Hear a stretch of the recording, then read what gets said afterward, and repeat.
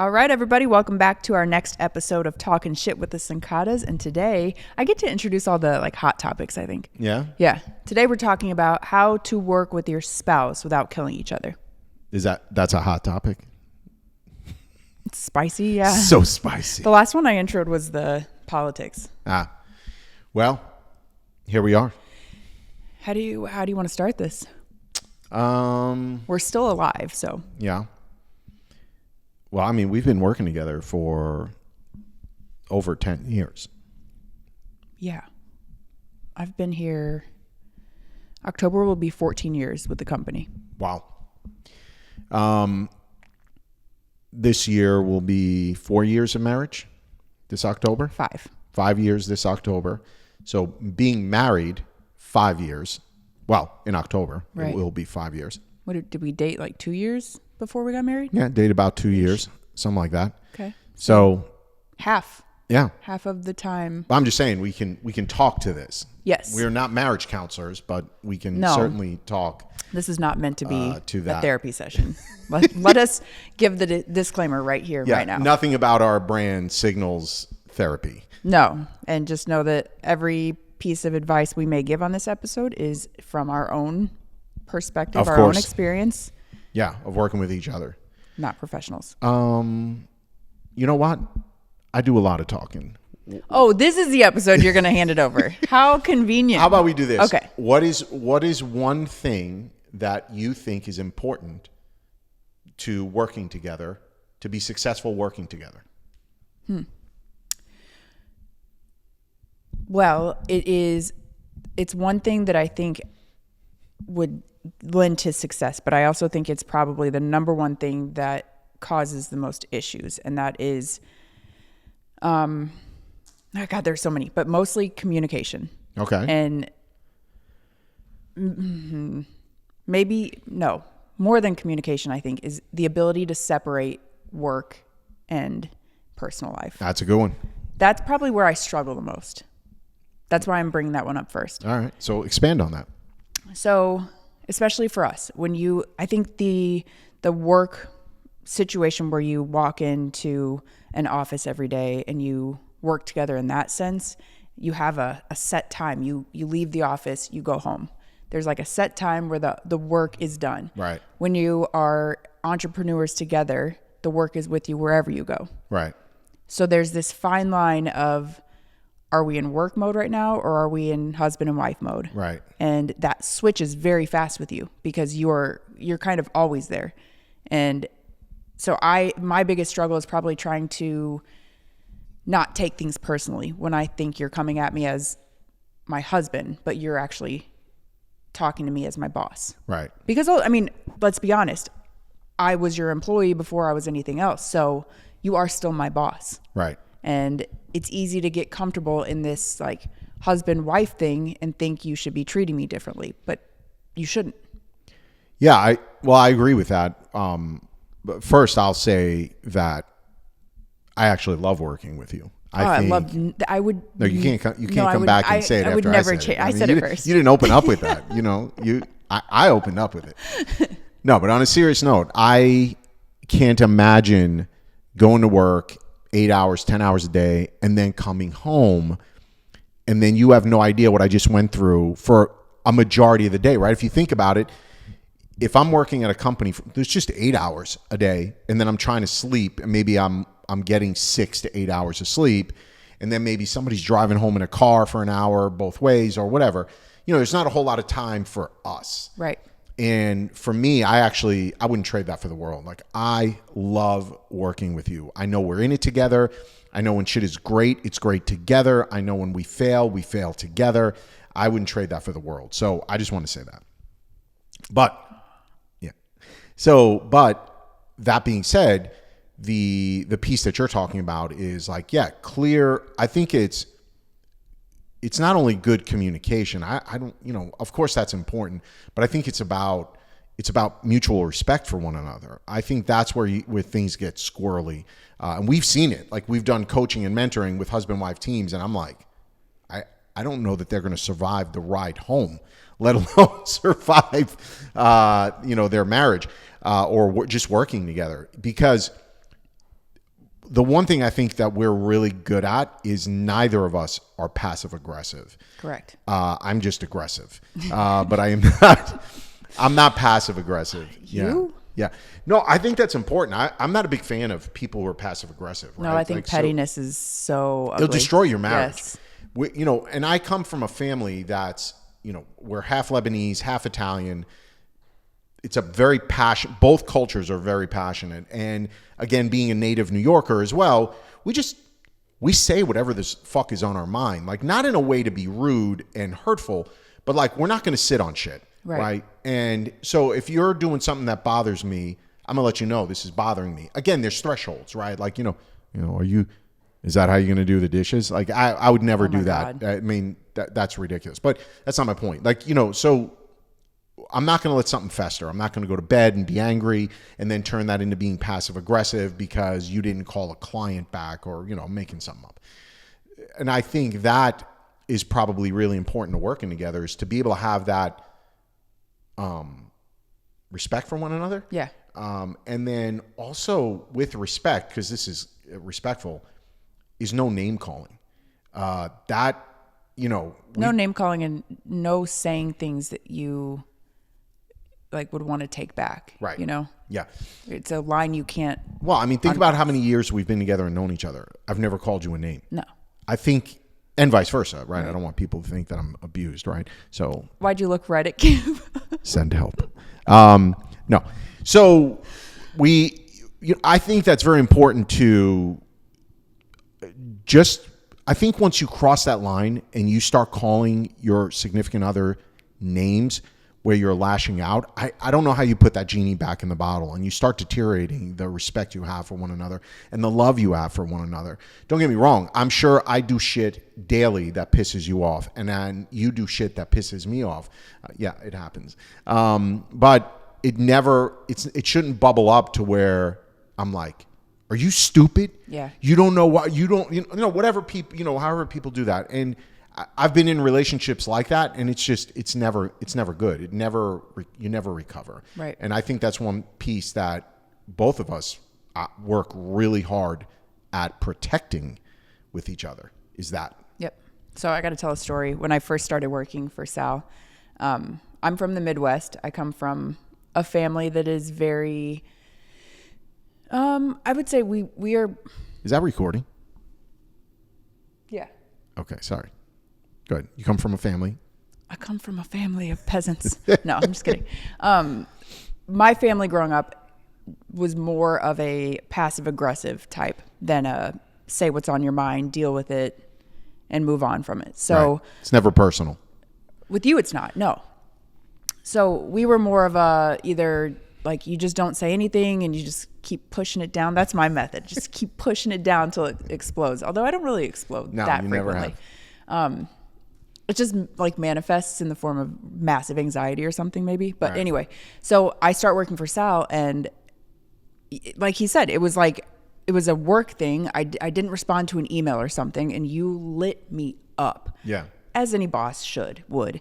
And I mean, I used to have a space in our studio. It was in the basement, and it was behind a bunch of boxes, like layers of boxes where I could kind of sneak in so that if somebody did come down, they wouldn't see that I was in my cry room. Yeah. And that's where I would go, and I would just cry it out. And that's how it was. And for me, I'm the type of person, I'd never want somebody to see me crying. Right. Because a lot of times the tears are from frustration and not necessarily because I'm like sad.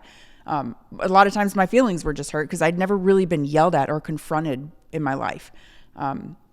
So then I came upstairs after one of my cry sessions, and you're like, hey, you want to go get dinner? And I'm like, what? You're mad at me. We're not friends right now. Yeah. I could not process that you were not actually mad at me, that you were just like getting it off your chest that I fucked this up. Yeah. And well, hang on. So now fast forward, 14 years later, it's completely reversed. Like if we have a little bit of an argument and we are getting ready to go to bed and I feel like it's not fully resolved, like we're both like, yeah, it's okay. But when there's still just a little bit of tension, I can't sleep. I cannot go to bed until we hash it out, and we are good, like 100% good. I love that. Yeah. And when I tell you, I think that's the other important part here is with each other is like, I know that when I tell you I'm good, you believe me, right? Because I've never shown you otherwise, right? Where I'm like, no, we're good. And then 3 days later, I bring it up and throw it in your face or something. I think that's unhealthy too. I think something that you struggle with me is the typical female. I know I do this sometimes. Every woman does this. But when you're like, what's wrong? And I'm like, I'm fine. Sometimes certain days of the month, I will play that I'm fine. It's you. Yeah. Oh no, I'm so used to that. But there are actually times I'm a very low key person. Right. And you're like, what's wrong with you? And I'm like, nothing. I'm chilling. I'm just calm right now. Yeah. And I think you're like, no, there's something wrong. Yeah. You're being quiet. Well, I'm tuned into your behavior. I'm with you 24 hours a day. I mean, we are together 24 hours a day, 7 days a week. So when you start getting a little melancholy or whatever, I'm like, what's going on? It's coming. Yeah. Oh, I know the monster. I know the monster's coming. No, and your monster is kind of funny. Like when it's there, like at first, look, I'm sure a lot of husbands do this to their wives. Like when you start acting different, at first I don't really know what's going on. That's why I'm always like, all right, what's going on? And then you're like, nothing. And then I'm just like, all right, well, I got to get back to work, right? So then I just kind of leave it alone. But then later on, you still don't snap out of it and you're still the same way. And that's when it clicks for me that it's coming. And so then I just start fucking poking at you like a big brother. Nothing makes it worse. Like that is not what we need in that moment. Yeah. No, but I mean, back to the actual point. I think mutual respect is important. I think hierarchy is also important. Your lanes. Yeah, staying in your lane. I think that becomes really important with... Sorry, I interrupted you because I think what you were saying is more accurate. Hierarchy and understanding that there is a boss. Right. Which is also staying in your lanes because I think we're both bosses in a sense. Yeah, I created this company. I own the company, but I don't put your to-do list together in the morning and tell you what to do for the day. Like you're the one. Yeah, you do that with the rest of the team because that's your job. No. I'm saying with you are vision for the company. So you determine what's priority. I don't determine that for you. But we're back to roles, right? Because that's the role I've been given. Okay. And that's, kind of my point. Like you're the boss of what you do at the company. I'm the boss of what I do at the company. But then there's always going to be this collaboration, right? Because that's the other thing is, let's just say for argument's sake, I'm in charge of charging batteries. You're in charge of loading the bag. I don't know, making things up. That doesn't mean if there's a better way of charging batteries in this fictitious scenario that you can't be like, hey, try this. And then I'm going to go, well, that's my job. My lane. You should stay in your lane. Like that's all. Now we're being passive aggressive again, right? So I think it's just about knowing, hey, you own this. I need you to own your side of the street. I need to own my side of the street. And you have to have confidence that I own my side of the street. And I got to have confidence you own your side of the street. And I think that's part of what makes it work as well, is that we have clear lines of responsibilities. And then where there's things that should be collaborated on, then we collaborate. And, we pick and choose our battles. There's very few arguments. Oh, I got to tell this story because we were in Dubai, and we were working with the camels. Canimals? The canimals. The camels. Yeah. And I hate doing this. These are fellow Shutterfesters, fellow speakers, but they were at this workshop with us. Oh, I know what you're saying. Yeah. They're friends of ours. Yeah, they're friends of ours. It was Clay and Danny. Yeah. Souza. And they were there, and it's like, I don't know, fucking insanely hot, right? Because we're in the desert. Oh my God, it was so hot. I'm like up the sand dune. You're like 75 to 100 yards away. The wind was blowing. Crazy. We're trying to get the model in position. 2 camels with a handler who doesn't speak English. 2 camels. Like we can't make this story any more like uphill both ways, right? And we're there, and it's just how you and I work together, right? And I'm like, move the fucking camel. That right. And we're like yelling at each other, and you're like, I can't. What? And we're just yelling at each other. Because you can't hear and it's all this chaos, right? But there's not a lick of that that we are actually No, there's no fighting. animosity. There's no towards animosity each other. at all. And That's how we communicate in the heat of things. yeah, dude, we're back to sports. I've Right. made this analogy many, many times that I'm all about competitive sports and team.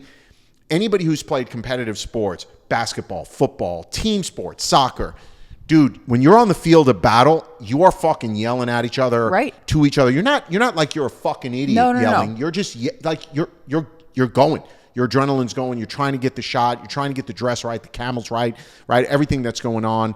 And so you get that, right? But we're all on the same team. Anyway, I tell this story because I could hear Danny behind me. She's like, "Oh, I hate when they fight." Like, and I remember thinking to myself, like, "Girl, we are not fighting. No. Not even a little bit." I think I can count on one hand how many times we've Yeah. actually fought. Volume does not equal Especially not with you. fight. No, I mean, we got to constantly adjust the levels of this Yeah. podcast. I'm just loud all the time. And I'm quiet. I'm a pretty You are. quiet person. That's why we're together. It works. Yeah. No, honestly, that is a big point with I'm your mashed potato guys. yeah. I don't even know if that's the right meme, but that's what I came up with when I gave you that name. It's Yeah. like basically when I married my husband because when I go to the restaurant and I ordered the corn and they come out with the mashed potatoes, somebody's got to tell the waitress I didn't want the mashed potatoes or Right. something like that. Yeah. And it's not going to be me. I'm definitely not going to say anything. She's going to be like, "Is everything great?" And I'll be like, "It's perfect." Yeah, it's perfect. Yeah, I I'm love so happy. Yeah, This I is love what I this. wanted. This is what I ordered. Yeah. I don't know where I was going with that. Gone.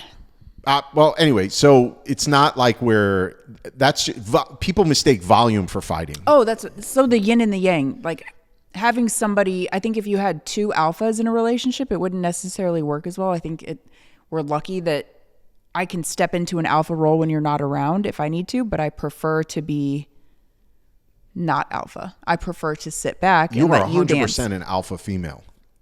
Not really. Why do you say that? I don't think so. Because I'm more of an introvert. I like to observe more than anything else. Yeah, you might be an introvert, but you're still an alpha. You want to win. You want to dominate. Yeah. Right. You want all the same things that alpha do. That's what I'm saying. I'm just loud. Right. No, I'm saying I can step into that when you're not around, but I prefer having you around so I don't have to be out of my comfort zone. It's my job. Yeah. It's great. What else? What would you say is the number one thing you struggle with?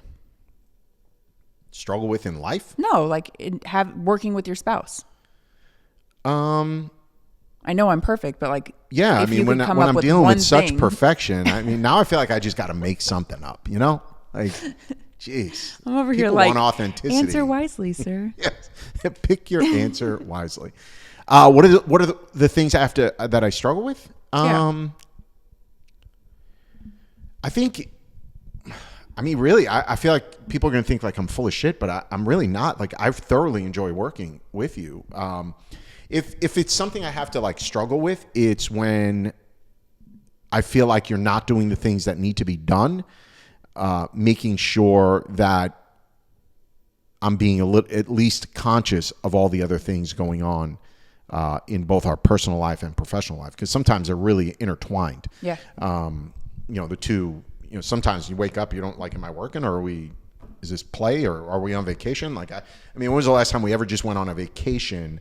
Like, when I see people send out of office emails, I want to fucking find out wherever they are and just punch them in the face. We did that once. Yeah. Do you remember? And we set it up wrong. What, so over it didn't 10 even years no, ago? No. Like, we intentionally were like, we're going to New York. This was when Mike and Jen came with us and they photographed us up there, like right before we were even engaged. And it was a big deal because we were like, Yeah, for so it's 3 like days. 7+ years Yeah. ago. We're like, for 3 days, we're going to be off email. We're just going to enjoy ourselves. And we're going to put an out of office reply out. And neither one of us set it up properly. So it didn't even go out. Didn't even work. Yeah. Yeah. No, but I mean, but be serious. When was the last time we were able to just go on a vacation and not work? It's just not realistic. So, and that, we had another episode where we talked about sacrifice and why your business is failing.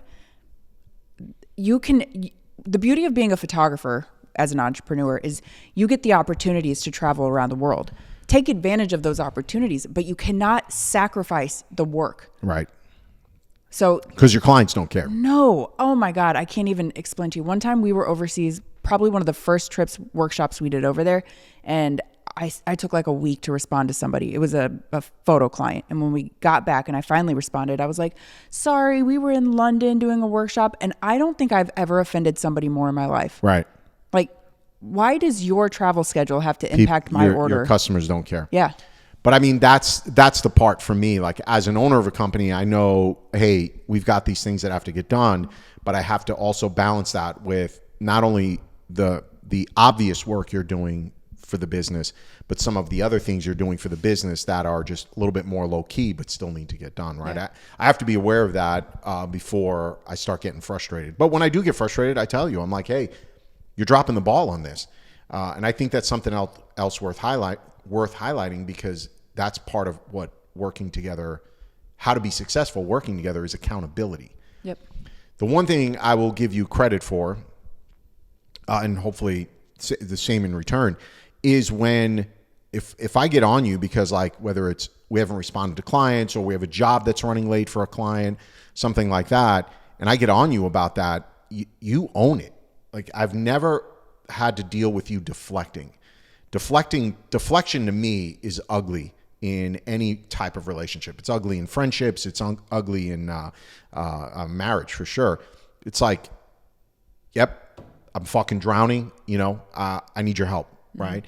And so that allows us to not fight about things, right? Because our agreement with each other has always been if we are arguing about something for more than 15 minutes, that means one of us is not listening to the other, right? Or there's a deeper issue that's not actually being said. Right. And if you're always talking about whatever issues there are, technically that should never happen, right? Because it's everybody, you know where you stand on things. So I think those are things you can do from a practical perspective that will allow your marriage, friendship, and business relationship to blossom and move forward. What's your favorite part of working together? My favorite part of working together are the celebrations, like the victories. Like when we do something new and we win, we're winning together. So we're both happy about it, right? Whereas if I worked at a corporate job, right, and I came home and I'm like, I won this. You should have been there, man. Yeah. Jim said this, and I was like, yeah. God. And then Bob said this, and I'm like, it's one of those like you got to be there, right? But here we're both there. We're both on calls. We're both in meetings. And when shit happens, like we can just look at each other and know without saying a word, right? We know how we feel about what's going on. I love that about working together. I actually really enjoy being in the trenches because I know what comes from it. I love like when things go wrong, and I love seeing us together and our team rally to get it figured out. Yeah. Because it's team mentality. Sports. Yeah, it's sports. Like the people who look, we've had plenty of employees who have bombed at our company. They just couldn't cut it, right? And that's fine. Because you can't handle direct communication. You want designers are a perfect example. We have obviously graphic design is a big part of our business for almost all of them. If you send over a design that looks like shit, I'm going to be like, this looks like shit, right? I'm not going to sugarcoat like, oh, it's almost good. Like, no, it's not almost good. It's fucking shit. But that's part of being a creative, especially in the design field. But they don't always handle it when I interview them, that's one of the questions I ask immediately is how do you handle feedback? Right. And if their answer is soft and like, well, I don't really like it, but okay, well, you're not going to survive. You're not going to survive here, no. Right? And that I would say that carries through my marriage, personal relationships, friendships, all those kinds of things. The people who are successful or that I'm successful with, maybe that's another way to position it, are people that, respect direct communication, enjoy direct communication. I know I do. I'd rather somebody tell me like, hey, dude, I'm pissed at you because you did this. I'll use you as an example since that's the whole point of this episode. I'd rather you tell me like, I'm pissed at you because you did this. And then I can go, well, fuck me. That's not how I meant it. I didn't do that. I did this. You took it this way, right? Or And if you took it that way, I'm sorry, but here's how I meant it, right? It gives you a chance to like course correct. I wish I could get better at that. Yeah. I wish I could just be like, I'm mad because you did this. Right. But then I like inside, I don't ever want to confront you because I'm like, well, what if he didn't? But then I'm still mad. Right. You have a decision to make. Like either you're going to be mad at me or let it the fuck go. I know. And I think that's the other piece of this to be successful. I don't know what you think about it is I think you have to have a short memory, right? Like if you do something and you own up to it and you're like, yep, I fucked that up. I own it, right? Well, what am I going to do? Am I going to just keep hammering you? Am I just going to keep fucking hammering you? Like I got to have a short memory. Abusive, I got to let it go. You know? No, but I mean, think about how many marriages that goes on where it's like, you got to keep reminding them. You got to keep reminding. Yeah. And now look, if you keep doing the same thing, that's right? Not the then same. Yeah, that's not the same thing. But if, I've seen people argue where, it's stupid. It's always stupid shit where it'll be like, hey, can you grab me that wrench, right? And then you're like, you hand me the wrench, and then I don't know. I'm about to give a really bad example, but it's like blue cheese instead of the wrench. No, but it's like you throwing something in my face that I did, 5 months ago. Oh, yeah. Like, what's that? If you do something wrong, maybe that's the better example. Like, hey, I need you responding to customer emails. You're not responding in a timely fashion, and you're like, well, you didn't take the garbage out last night. Oh, yeah. What? Yeah. What the fuck do the two things have to do with one another? Oh, and right? you're wired in a way that you can't let that sit. You can't just brush that off. That now we're battling. Yeah, now it's a brawl. We're brawling. I can't. My brain cannot function when that stuff goes on. It's like, talk to me about what the problem is, right? Don't deflect. Deflection is without a doubt a huge trigger point for me because it's unproductive. Are you easily triggered? By certain things, I would say, yeah. By other things, though, I'm probably completely aloof. Like if somebody's yelling at me, I'm just like, doesn't get you. No, my blood pressure, my heartbeat doesn't even increase. Like it doesn't, like whatever. If someone's yelling at me, I immediately want to cry. Yeah. No, I mean, again, I think everybody's got triggers that get them going, and you just got to be aware of it. Like somebody yelling at me, somebody calling me names or something like that. I'm just like, all right, well, yeah. Somebody's like, you're an asshole. Sorry like, you feel that way. Yeah, I'm like, yeah, I guess I could be an asshole. Yeah, sounds good. But like, dude, if I'm trying to come to you with a problem and I'm like, hey, blueberries, and then you start fucking talking about, something completely unrelated or trying to throw something in my face from like a previous event, now I'm going to get fucking pissed. Yeah. And the reason it triggers me is because I feel like you're disrespecting me. Yeah. Right? Like, so we're back to respect. It triggers me because to me, when people do that, it is a form, it's a passive aggressive way of disrespecting you and deflecting to what we're really trying to talk about. That's like one of the biggest triggers for men in general is disrespect. Well, of course. Yeah. I think like women don't have that same, not a lot of women don't have that. I was going to say, I don't think that's true. It depends on the type of, it's not as big of a trigger as it is for guys. Like guys are really hung up on respect. Yeah. Yeah. That's all we have when it's all said and done is our name, right? Our reputation. Yeah. It's all wrapped up in respect, I think. Yeah. So how do you, like, when I was talking about in the beginning, like turning it off from work to marriage, like I remember a few years ago, maybe like 10 years ago, actually, there was this like, everybody was on you because all you did was work. Everybody in your family, right? People closest to you, like, you need to unplug, you're going to have a heart attack, blah, blah, blah, blah, blah. Stop working. But work is what brought you joy. And I know a lot of people tell married couples, especially those who work together, that you need to have work-life balance.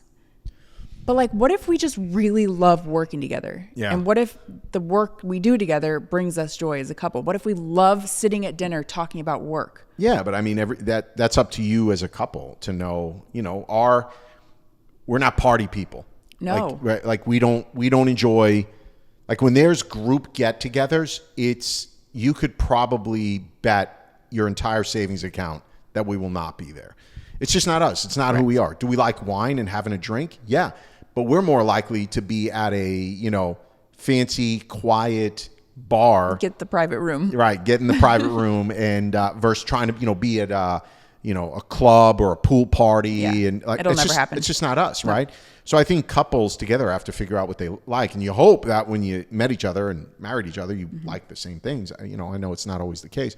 But I feel like social media makes it seem like if you and your husband go out to dinner, you should put your phones away. You shouldn't talk about work. Like, nah. But I think it's to each other. Like, you've got to decide yourselves what's important to you. Like, one of the things we love doing before we go to bed is we'll lay there in bed and we just kind of doom scroll for 10 minutes on either your phone or my phone. My phone has better reels. My algorithm is so messed up. Your reels suck. Oh my gosh. But anyway, so we like doing that. And, so, I mean, nobody can tell you what's right or wrong in your marriage. Yeah, but social media seems to think that they can tell you. Social media is a cesspool. It is, but I think a lot of couples are very heavily influenced. Maybe because their relationship isn't strong. That's why it's easy to influence what you should and should not be doing in your relationship. And I don't know why anybody even goes on social media to tell somebody how they should or should not be living their lives. How did that start? Let me go on social media and tell me. Yeah. Well, if you're using social media to determine what's right or wrong in your relationship, it's already gone. Right. I would say, like, you should be listening to each other about what's working and what's not working. And again, it's just a mutual respect for one another. Like, we're building a life together. So I want you to be happy. So I think as you're building that life together, you've got to listen to each other on, a perfect example is you get burned out way before I do. Oh yeah. Like, I can go hard. You'll get to a point where you burn out and you tell me. Mm-hmm. You're like, I'm mentally burned out. I usually need 1 day a week. Yeah, you're like, I'm taking tomorrow. Yeah. I'm not doing anything. You're like, I'm doing nothing. I'm going to be in the sun all day. No, I try to bed rot and I try to like lay in the sun, and I usually can last about 2 hours before it doesn't matter. The point is, I got to listen to you, right? When you're at that point. And I think that's important for everybody to just listen to their significant other, right? Whatever the case may be. It's not going to be as simple as just being burned out. It's everything. Yeah. Right. I think finding something that you enjoy together outside of work is important too. So like, you picked up golf and I would ride along with you for years before I started playing. And then I took an interest in playing, and now we have that together. So, and now you take all my money when we play golf. And my dad's.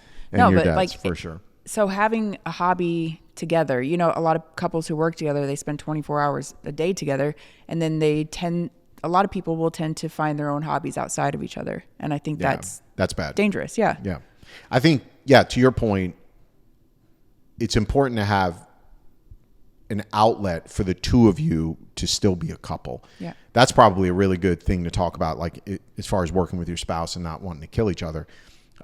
It's to make sure you have an outlet with each other where you can still love each other, right? Be in love with each other, continue to fall in love with each other.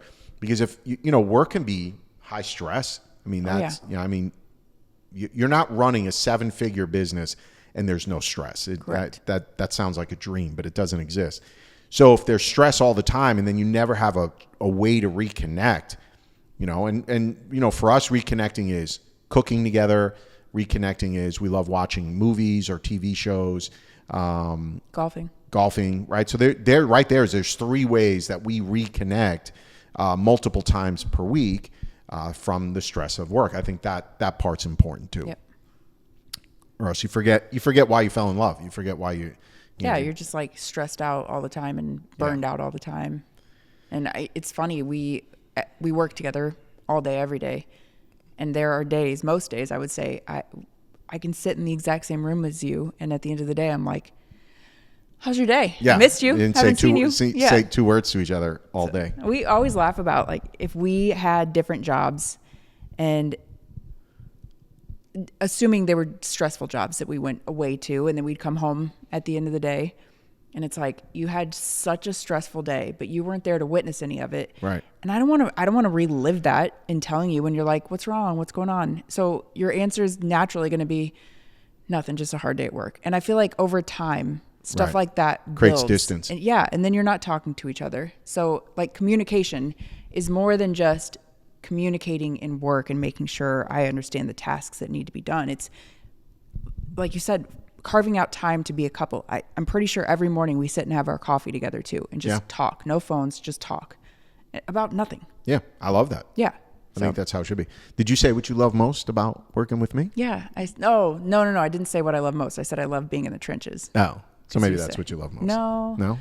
What I love most about working with you is I get buried really easily, and I kind of like zombie out in my computer, and then when I come back to life, I'm just fried. And you can like see it in my eyes, and you go out of your way to make sure I laugh. To like, you try really hard. I don't always laugh. Usually you're like dancing, and I'm like, yeah, it's your constant state. I know, that's just my face. But no, I feel like you're always very conscious of my mood. And that sounds very volatile, but I'm not crazy, I swear. Guys, you have no idea what it's. No, but like to make sure that we're not getting sucked, or that I'm not getting sucked into this like spiral of stressy work. Yeah. Like you always bring light to my day.